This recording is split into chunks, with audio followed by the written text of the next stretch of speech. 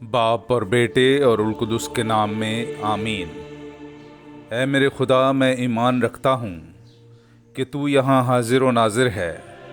मैं तुझे सिजदा और अपने सारे दिल से प्यार करता हूँ।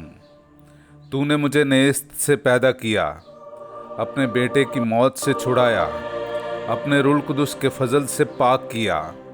तूने गुजरी रात मुझको सलामत रखा और आज का दिन मुझे बख्शा है। इन और सब बाकी नेमतों के लिए जो तूने मुझे बख्शी हैं, मैं फरोतनी से तेरा शुक्र करता हूँ। मैं अपने सब ख्यालात, बातें, काम और दुख तेरे हुजूर पेश करता हूँ। मुझे अपना फजल बख्श ताकि मैं तुझे नाराज़ ना करूँ, बल्कि सब तरह से आज तेरी पाक मर्जी बजा लाऊं। आमीन। मसीह हमारे दरमियान सुलह है, जिसने हम दोनों को एक कर दिया है।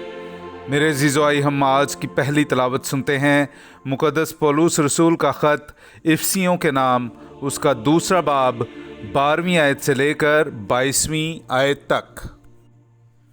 और कि तुम उस वक्त मसीह से महरूम थे और इसराइल के इस्तेकाक से खारिज और वादे के अहूद से नावाकिफ़ और इस दुनिया में ना उम्मीद और बिला खुदा थे। मगर अब मसीह यसू में होकर तुम जो पहले दूर थे, मसीह के खून के सबब से नज़दीक हो गए हो, क्योंकि वही हमारी सुलह है, जिसने दोनों को एक कर दिया है और अदावत की दरमियानी दीवार को ढा दिया है।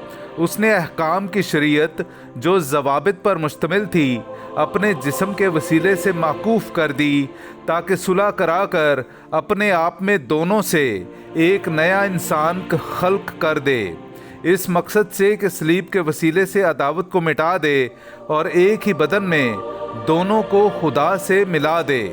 और उसने आकर तुम्हें जो दूर थे और उन्हें जो नज़दीक थे, दोनों को सुलह की खुशखबरी दी, क्योंकि उसी के वसीले से हम दोनों एक ही रूह में बाप की कुर्बत हासिल करते हैं। बस अब तुम परदेसी और मुसाफिर नहीं, बल्कि मुकद्दसों के हम वतन और खुदा के घराने के हो, और रसूलों और नबियों की उस बुनियाद पर तामीर किए गए हो, जिसके कोने के सिरे का पत्थर खुद मसीह यसू है।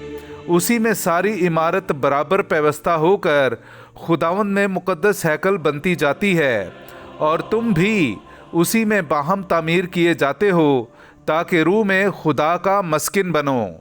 पाक कलाम का पढ़ा और सुना जाना हम सब के लिए बाइस बरकत हो। खुदा का शुक्र हो। खुदावंद अपनी उम्मत से सलामती का कलाम करेगा। मेरे अज़ीज़ो भाई, हम खुदावंद अपने खुदा की हम्द व तारीफ़ करें।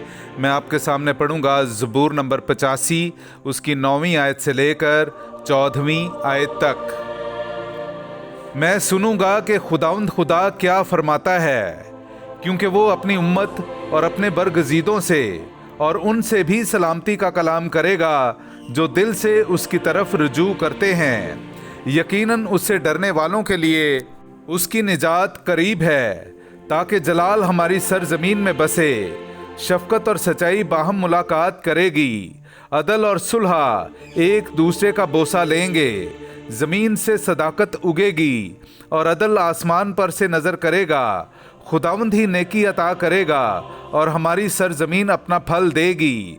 अदल उसके आगे आगे चलेगा और निजात उसके कदमों की राह में चलेगी। पाक कलाम का पढ़ा और सुना जाना हम सब के लिए बाइस बरकत हो। खुदा का शुक्र हो। नाराए हम्द।